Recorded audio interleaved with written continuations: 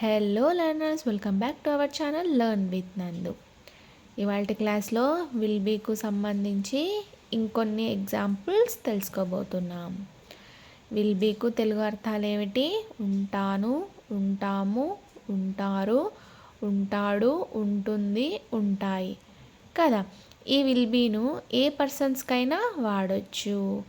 అవి ఏమిటి అని అంటే first person singular and first person plural, both singular and ప్లూరల్కి కూడా ఈ విల్ బీ అనే హెల్పింగ్ వర్బ్ను వాడచ్చు. ఫస్ట్ పర్సన్ సింగులర్ ఏమిటి? ఐ.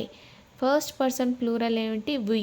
అంటే సబ్జెక్ట్స్ ఐ వి వచ్చినప్పుడు ఈ విల్ బీ అనే బీ ఫార్మ్ ఆఫ్ వర్బ్ను వాడచ్చు. Second person singular and second person plural, both singular and ప్లూరల్కి ఈ విల్ బీ అనే బీ ఫార్మ్ ఆఫ్ వర్బ్ను వాడచ్చు. అది ఏమిటి అని అంటే యు.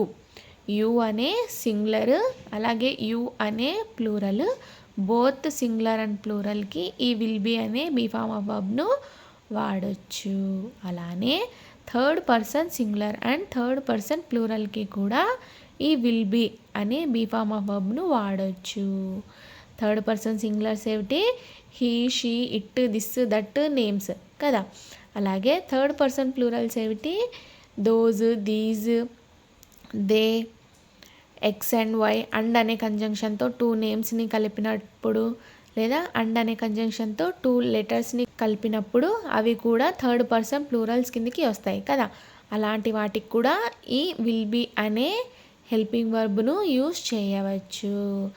ఈ విల్ బీ అనే హెల్పింగ్ వర్బ్స్ ఏ పర్సన్స్కైనా యూజ్ చేయవచ్చు. సబ్జెక్టు సింగులర్ అయినా సబ్జెక్టు ప్లూరల్ అయినా ఈ విల్ బీ అనే బీ ఫార్మ్ ఆఫ్ వర్బ్ను హెల్పింగ్ వర్బ్ను యూజ్ చేయవచ్చును. అలానే R3 వాక్యాలు రాయడానికి మరియు మాట్లాడడానికి ఉపయోగించాలి. ఈ విల్ బీ అనే హెల్పింగ్ వర్బ్ R3 వాక్యాలు రాయడానికి మరియు మాట్లాడడానికి ఉపయోగించాలి. R3 వాక్యాలు అంటే ఏమిటి? ఫ్యూచర్లో జరుగుతూ ఉన్న పనులను గురించి తెలిపేవి ఈ R3 వాక్యాలు కదా. సో అలాంటి వాటికి కూడా ఈ విల్ బీను యూజ్ చేస్తారు. ఇప్పుడు విల్ బీకు సంబంధించి ఇంకొన్ని ఎగ్జాంపుల్స్ చూద్దాం.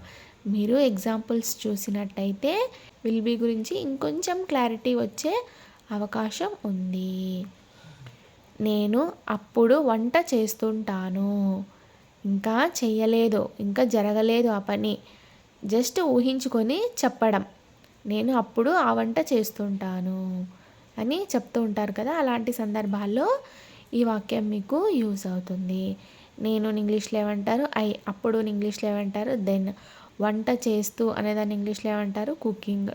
ఉంటాను అంటే ఏ హెల్పింగ్ వర్బ్ వస్తుంది? విల్ బీ అనే హెల్పింగ్ వర్బ్ వస్తుంది కదా.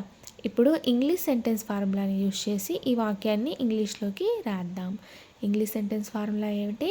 Subject plus helping verb plus main verb object కదా. ఈ ఫార్ములాని యూజ్ చేసి ఈ వాక్యాన్ని ఇంగ్లీష్లోకి రాద్దాం. రాస్తే ఏమవుతుంది? I will be cooking then అని అవుతుంది. ఐ అనేది ఇక్కడ సబ్జెక్ట్ అవుతుంది, విల్ బీ అనేది హెల్పింగ్ వర్బ్ అవుతుంది, కుకింగ్ అనేది మెయిన్ వర్బ్ అవుతుంది, దెన్ అనేది ఇక్కడ టైంను తెలుపుతుంది. దెన్ అంటే అర్థం ఏమిటి? అప్పుడు. ఇంకా ఆ పని జరగలేదు, ఇప్పుడు జరుగుతూ కూడా లేదు, నెక్స్ట్ అది జరుగుతుంది, అప్పుడు జరుగుతుంది అని అర్థం కదా.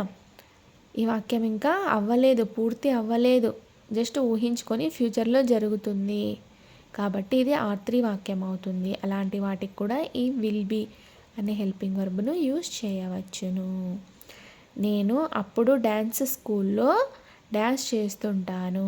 ఒకవేళ నేను డాన్సింగ్ స్కూల్లో జాయిన్ అయినట్టయితే డాన్సింగ్ స్కూల్లో డ్యాన్స్ చేస్తూ ఉంటాను అని అర్థం. నేను ఇంగ్లీష్లో ఏమంటారు? ఐ. అప్పుడు ఇంగ్లీష్లో ఏమంటారు? దెన్ అని అంటారు. డాన్సింగ్ స్కూల్ లేదా డాన్సింగ్ క్లాస్ని ఇంగ్లీష్లో ఏమంటారు? ఇన్ ద డ్యాన్స్ క్లాస్ లేదా ఇన్ ద డ్యాన్స్ స్కూల్.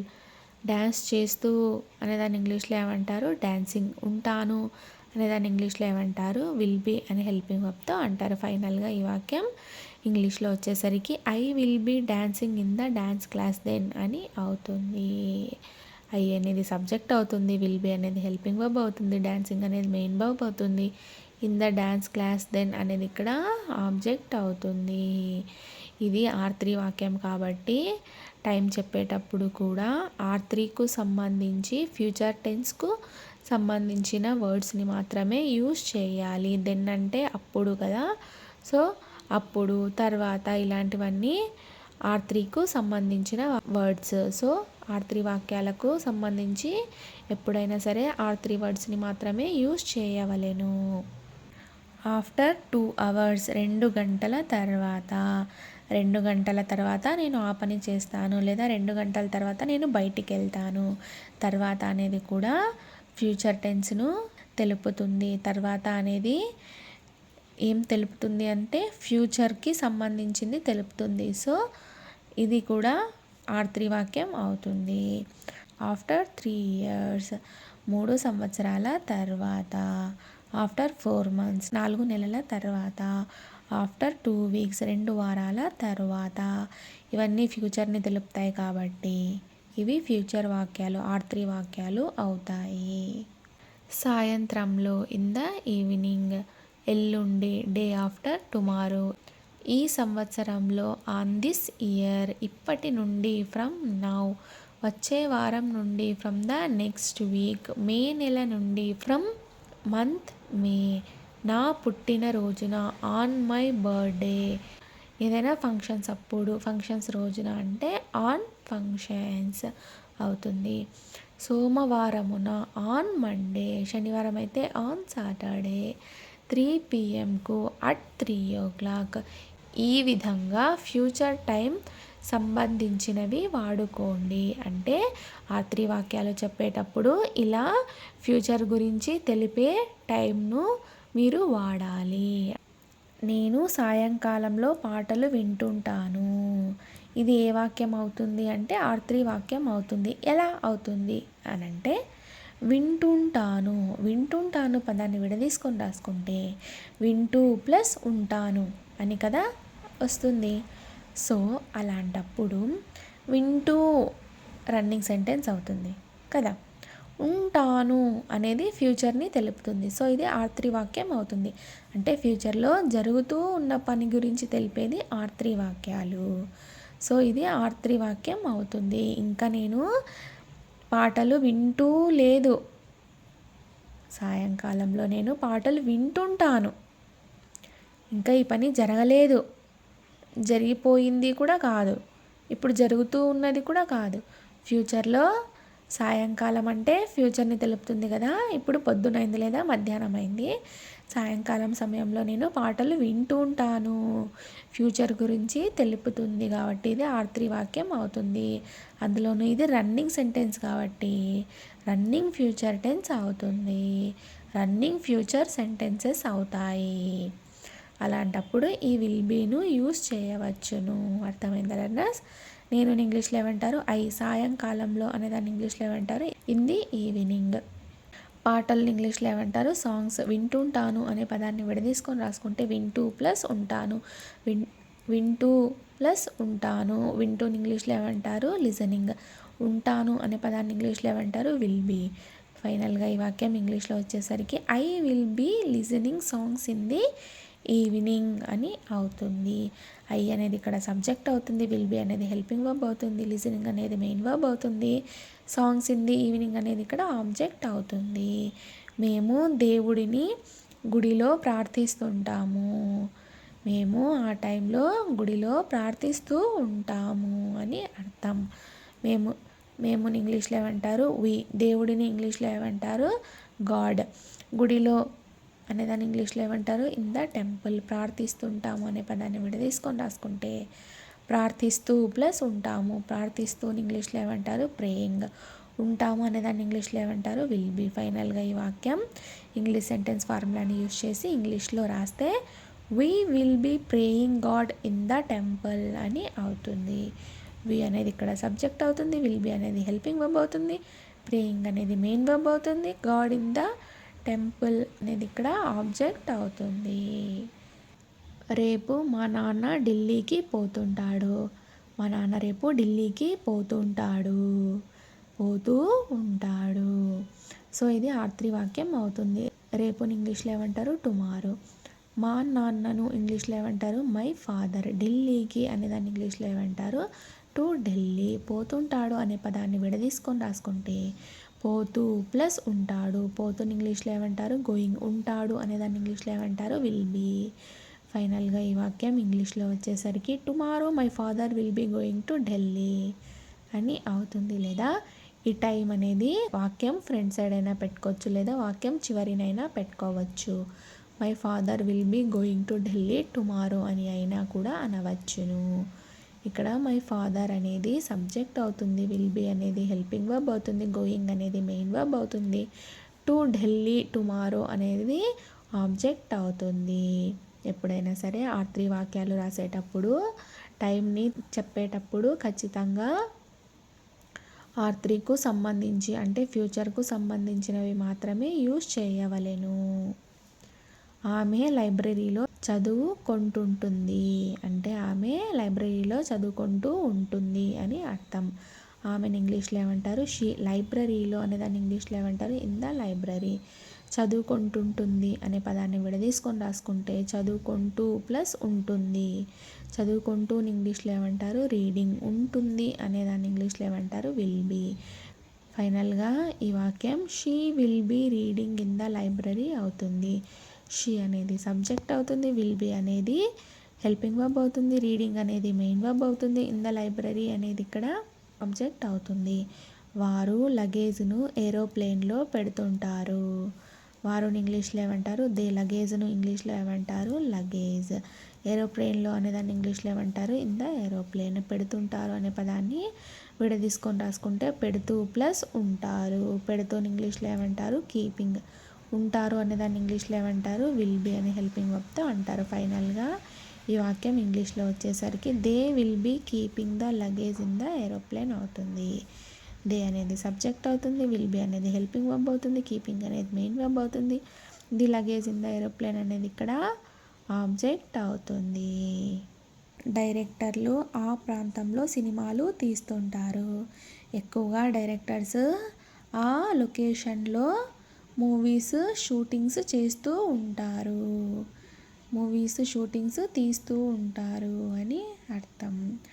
డైరెక్టర్స్ని ఇంగ్లీష్లో ఏమంటారు డైరెక్టర్స్. ఆ ప్రాంతంలో అనేదాన్ని ఇంగ్లీష్లో ఏమంటారు ఆన్ దట్ లొకేషన్. సినిమాలు అనేదాన్ని ఇంగ్లీష్లో ఏమంటారు సినిమాస్. తీస్తుంటారు అనేదాన్ని విడదీసుకొని రాసుకుంటే తీస్తూ ప్లస్ ఉంటారు. తీస్తూని ఇంగ్లీష్లో ఏమంటారు షూటింగ్. ఉంటారు అనేదాన్ని ఇంగ్లీష్లో ఏమంటారు విల్ బీ. ఫైనల్గా ఈ వాక్యం ఇంగ్లీష్ సెంటెన్స్ ఫార్ములా యూజ్ చేసి ఇంగ్లీష్లో రాసినట్టయితే directors will be shooting cinemas on that location అని అవుతుంది. డైరెక్టర్స్ అనేది ఇక్కడ సబ్జెక్ట్ అవుతుంది. ఇది ప్లూరల్ కదా, ప్లూరల్ అయినా సరే ఈ విల్ బీ అనే హెల్పింగ్ వర్బ్ని యూజ్ చేయవచ్చును. సో ఇక్కడ విల్ బీ అనేది హెల్పింగ్ వర్బ్ అవుతుంది, షూటింగ్ అనేది మెయిన్ వర్బ్ అవుతుంది, సినిమాస్ ఆన్ దట్ లొకేషన్ అనేది ఇక్కడ ఆబ్జెక్ట్ అవుతుంది. టీచరు క్లాసులో లెక్కను పూరిస్తుంటాడు. టీచర్ని ఇంగ్లీష్లో ఏమంటారు టీచర్. క్లాసులో అనేదాన్ని ఇంగ్లీష్లో ఏమంటారు ఇన్ ద క్లాస్. లెక్కను అనేదాన్ని ఇంగ్లీష్లో ఏమంటారు ద ప్రాబ్లం. పూరిస్తుంటాడు అనే పదాన్ని విడదీసుకొని రాసుకుంటే పూరిస్తూ ప్లస్ ఉంటాడు. పూరిస్తూని ఇంగ్లీష్లో ఏమంటారు సాల్వింగ్. ఉంటాడు అనేదాన్ని ఇంగ్లీష్లో ఏమంటారు విల్ బీ. ఫైనల్గా ఈ వాక్యం ఇంగ్లీష్లో వచ్చేసరికి teacher will be solving the problem in the class అని అవుతుంది. టీచర్ అనేది ఇక్కడ సబ్జెక్ట్ అవుతుంది. టీచర్ అనేది ఇక్కడ హీ అయితే ఉంటాడు అని వస్తుంది. అదే సబ్జెక్ట్ షీ అయితే ఉంటుంది అని హెల్పింగ్ వర్బ్ వస్తుంది. తెలుగులో మాత్రమే ఈ డిఫరెన్స్ ఉంది. ఇంగ్లీష్లో విల్ బీ అనే అంటారు. ఇంగ్లీష్లో మీనింగ్ విల్ బీ అనే వస్తుంది, బట్ తెలుగులో మాత్రమే ఉంటాడు ఉంటుంది అనే డిఫరెన్స్ ఉంటుంది. టీచర్ అనేది సబ్జెక్ట్ అవుతుంది, విల్ బీ అనేది హెల్పింగ్ వర్బ్ అవుతుంది, సాల్వింగ్ అనేది మెయిన్ వర్బ్ అవుతుంది, the problem in the class అనేది ఇక్కడ ఆబ్జెక్ట్ అవుతుంది. అదేవిధంగా విల్ బీను ఇలా కూడా వాడతారు చూడండి. అంటే ఈ విల్ బీ అనేది ఇంగ్లీష్ సెంటెన్స్ ఫార్ములా ఏమిటి subject plus helping verb plus main verb plus object కదా. వాక్యాలన్నీ మనకు ఇవే రూపంలోనే ఉంటాయి. ఒకవేళ మెయిన్ వర్బ్ లేకుంటే వాక్యం ఎలా ఉంటుంది, ఆబ్జెక్ట్ లేకుంటే వాక్యాలు ఎలా ఉంటాయి, ఓన్లీ సబ్జెక్ట్ హెల్పింగ్ వర్బ్ మాత్రమే వాక్యాలు ఉంటే ఎలా ఉంటాయి అనేది కొన్ని ఎగ్జాంపుల్స్ చూడబోతున్నాము.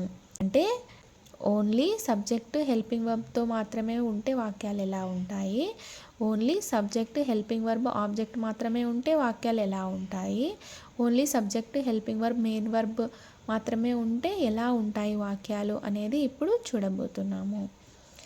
నేను ఉంటాను, ఇక్కడ నేను అనేది సబ్జెక్ట్ అవుతుంది, ఉంటాను అనేది హెల్పింగ్ వర్బ్ అవుతుంది. ఇక్కడ మెయిన్ వర్బ్ లేదు, ఆబ్జెక్టు లేదు, ఓన్లీ సబ్జెక్టు హెల్పింగ్ వర్బ్ మాత్రమే ఉంది. సో ఇలా కూడా వాక్యాన్ని మీరు యూజ్ చేయవచ్చును. నేను ఉంటాను, మీరు వెళ్ళండి, నేను ఇక్కడ చూస్తూ ఉంటానులేండి, భయపడకండి అని అంటూ ఉంటారు కదా, అలాంటప్పుడు ఈ వాక్యం యూజ్ అవుతుంది. నేను ఇంగ్లీష్లో ఏమంటారు, ఐ ఉంటాను అనేదాన్ని ఇంగ్లీష్లో ఏమంటారు, విల్ బీ. ఫైనల్గా ఈ వాక్యం ఇంగ్లీష్లో వచ్చేసరికి ఐ విల్ బీ అవుతుంది. ఐ అనేది సబ్జెక్ట్ అవుతుంది, విల్ బీ అనేది హెల్పింగ్ వర్బ్ అవుతుంది. మెయిన్ వర్బు లేదు, ఆబ్జెక్టు లేదు, సో రాయట్లేదు. మేము ఉంటాము, మేముని ఇంగ్లీష్లో ఏమంటారు, వి. ఉంటాము అనేదాన్ని ఇంగ్లీష్లో ఏమంటారు, విల్ బీ. ఫైనల్గా ఈ వాక్యం ఇంగ్లీష్లో వచ్చేసరికి వి విల్ బీ అవుతుంది. సబ్జెక్ట్ ప్లూరల్ అయినా విల్ బీ యూజ్ చేయొచ్చు, సబ్జెక్ట్ సింగులర్ అయినా కూడా ఈ విల్ బీ అనే హెల్పింగ్ వర్బ్ని యూజ్ చేయవచ్చును. మీరు ఉంటారు, మీరు ఇంగ్లీష్లో ఏమంటారు, యూ. ఉంటారు అనేదాన్ని ఇంగ్లీష్లో ఏమంటారు, విల్ బీ. ఫైనల్గా ఈ వాక్యం ఇంగ్లీష్లో వచ్చేసరికి యూ విల్ బీ అవుతుంది.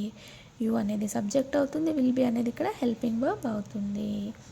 అతడు ఉంటాడు, అతడిని ఇంగ్లీష్లో ఏమంటారు, హీ. ఉంటాడు అని ఇంగ్లీష్లో ఏమంటారు, విల్ బీ. అతడు ఉంటాడులేండి, మీరు రండి నాతో పాటు అని అంటూ ఉంటారు కదా, అలాంటి సందర్భాల్లో ఈ వాక్యం మీకు యూజ్ అవుతుంది. అతడు అని ఇంగ్లీష్లో ఏమంటారు, హీ. ఉంటాడు అనేదాన్ని ఇంగ్లీష్లో ఏమంటారు, విల్ బీ అని హెల్పింగ్ వర్బ్తో అంటారు. ఫైనల్గా ఈ వాక్యం హీ విల్ బీ అవుతుంది. హీ అనేది సబ్జెక్ట్ అవుతుంది, విల్ బీ అనేది ఇక్కడ హెల్పింగ్ వర్బ్ అవుతుంది. ఆమె ఉంటుంది, ఆమెను ఇంగ్లీష్లో ఏమంటారు, షీ. ఉంటుంది అనేదాన్ని ఇంగ్లీష్లో ఏమంటారు, విల్ బీ. ఫైనల్గా ఈ వాక్యం షీ విల్ బీ అవుతుంది. షీ అనేది సబ్జెక్ట్ అవుతుంది, విల్ బీ అనేది ఇక్కడ హెల్పింగ్ వర్బ్ అవుతుంది. వారు ఉంటారు, వారుని ఇంగ్లీష్లో ఏమంటారు, దే. ఉంటారు అనేదాన్ని ఇంగ్లీష్లో ఏమంటారు, విల్ బీ. ఫైనల్గా ఈ వాక్యం దే విల్ బీ అవుతుంది. దే అనేది సబ్జెక్ట్ అవుతుంది, విల్ బీ అనేది ఇక్కడ హెల్పింగ్ వర్బ్ అవుతుంది. పాములు ఉంటాయి, అక్కడ పాములు ఉంటాయి, జాగ్రత్తగా వెళ్ళండి, జాగ్రత్తగా చూసుకొని వెళ్ళండి అని అంటూ ఉంటారు కదా, అలాంటి సందర్భాల్లో ఈ వాక్యం మీకు యూజ్ అవుతుంది. పాములు ఇంగ్లీష్లో ఏమంటారు, స్నేక్స్. ఉంటాయి అనేదాన్ని ఇంగ్లీష్లో ఏమంటారు, విల్ బీ. ఫైనల్గా ఈ వాక్యం స్నేక్స్ విల్ బీ అవుతుంది ఇంగ్లీష్లో వచ్చేసరికి. చూసారా, ఇక్కడ థర్డ్ పర్సన్ ప్లూరల్స్ వచ్చినప్పుడు కూడా విల్ బీ అనే హెల్పింగ్ వర్బ్ని యూజ్ చేయవచ్చును. సో సబ్జెక్ట్ ఏదైనా సరే, అది సింగులర్స్కైనా ప్లూరల్స్కైనా సరే, ఏ సబ్జెక్ట్స్కైనా సరే విల్ బీ అనే హెల్పింగ్ వర్బ్ను యూజ్ చేయవచ్చును. అర్థమైందా లెర్నర్స్? అమ్మ ఇంట్లో ఉంటుంది, అమ్మని ఇంగ్లీష్లో ఏమంటారు, మమ్మీ. ఇంట్లోని ఇంగ్లీష్లో ఏమంటారు, ఇన్ ద హౌస్. ఉంటుంది అనే దాన్ని ఇంగ్లీష్లో ఏమంటారు, విల్ బీ. ఫైనల్గా ఈ వాక్యం ఇంగ్లీష్లో రాస్తే mummy will be in the house అవుతుంది. మమ్మీ అనేది ఇక్కడ సబ్జెక్ట్ అవుతుంది, విల్ బీ అనేది హెల్పింగ్ వర్బ్ అవుతుంది, ఇన్ ద హౌస్ అనేది ఇక్కడ ఆబ్జెక్ట్ అవుతుంది. ఇక్కడ మెయిన్ వర్బ్ లేదు, సో మెయిన్ వర్బ్ లేకపోయినా సరే సబ్జెక్ట్ హెల్పింగ్ వర్బ్ ఆబ్జెక్ట్తో వాక్యం ఇలా ఉంటుంది. కారు ఇండియాకి వచ్చింటుంది, కార్ని ఇంగ్లీష్లో ఏమంటారు, కార్. ఇండియాకి అనేదాన్ని ఇంగ్లీష్లో ఏమంటారు, ఇన్ ఇండియా. వచ్చింటుంది అనేదాన్ని ఇంగ్లీష్లో ఏమంటారు, విల్ బీ అని అంటారు. ఫైనల్గా ఈ వాక్యం car will be in India అవుతుంది. కార్ అనేది సబ్జెక్ట్ అవుతుంది, విల్ బీ అనేది ఇక్కడ హెల్పింగ్ వర్బ్ అవుతుంది, ఇన్ ఇండియా అనేది ఆబ్జెక్ట్ అవుతుంది. కారు ఇండియాకి వచ్చి ఉంటుంది. ప్రిన్సిపల్ క్లాస్లో ఉంటాడు, సబ్జెక్టు హీ అయితే క్లాస్లో ఉంటాడు అని వస్తుంది. ఇదే సబ్జెక్ట్ ఇక్కడ ప్రిన్సిపల్ అనేది గర్ల్ అయితే, ఫీమేల్ అయితే, షీ అయితే ప్రిన్సిపల్ క్లాస్లో ఉంటుంది అని వస్తుంది.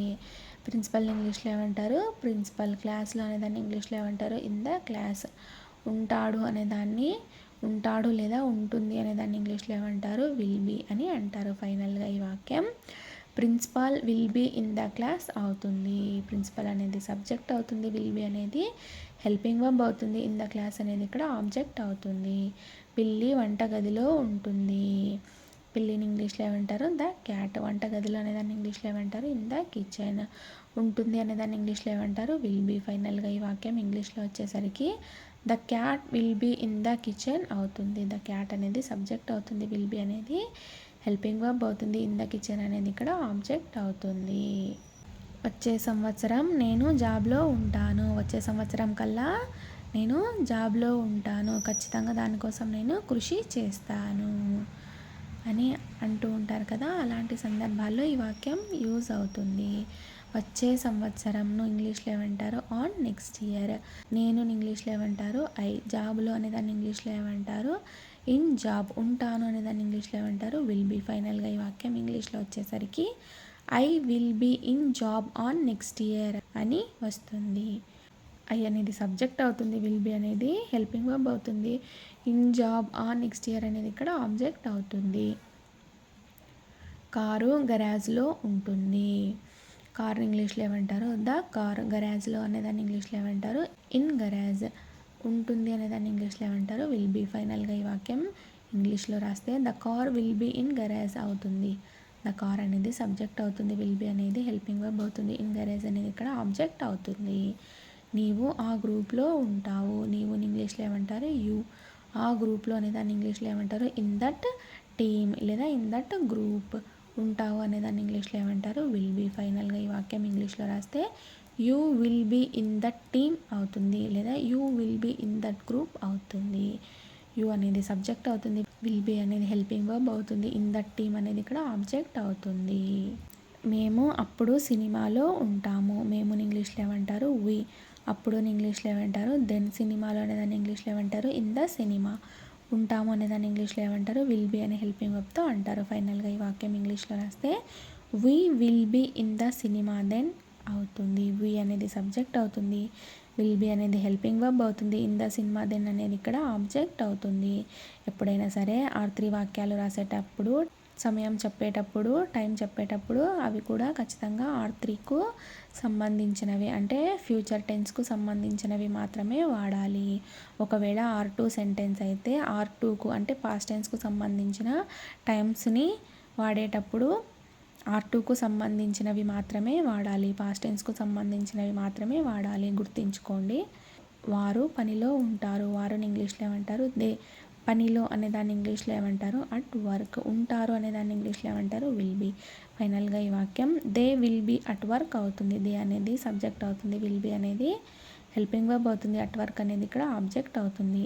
నేను ఫంక్షన్లో ఉంటాను. నేను ఆ టైంలో ఫంక్షన్లో ఉంటాను, సో నన్ను మళ్ళీ కాంటాక్ట్ అవ్వండి అని అంటుంటారు కదా, అలాంటప్పుడు ఈ వాక్యం మీకు యూజ్ అవుతుంది. నేను ఇంగ్లీష్లో ఏమంటారు? ఐ. ఫంక్షన్లో అనేదాన్ని ఇంగ్లీష్లో ఏమంటారు? ఇన్ పార్టీ లేదా ఇన్ ఫంక్షన్. ఉంటాను అనేదాన్ని ఇంగ్లీష్లో ఏమంటారు? Will be. ఫైనల్గా ఈ వాక్యం ఇంగ్లీష్లో రాస్తే I will be in party లేదా I will be in function అని అవుతుంది. అర్థమైందా లెర్నర్స్? ఈ విల్ బీ అనే హెల్పింగ్ వర్బ్ ఎక్కడ యూస్ చేస్తారు అని అంటే R3 వాక్యాలు రాయడానికి లేదా మాట్లాడడానికి యూస్ చేస్తారు. R3 అంటే ఏమిటి? ఫ్యూచర్ టెన్స్కు సంబంధించింది, అంటే ఫ్యూచర్లో జరుగుతూ ఉన్న పనులను గురించి తెలిపేది ఈ R3 వాక్యాలు. ఈ R3 వాక్యాలు సబ్జెక్ట్ ఏదైనా సరే, అది సింగులర్ అయినా సరే ప్లూరల్ అయినా సరే, ఈ విల్ బీ అనే హెల్పింగ్ వర్బ్ను మీరు యూస్ చేయవచ్చును. అర్థమైందా learners? Thank you so much for watching this video. Please subscribe to Learn with Nandu channel for more videos. Thank you.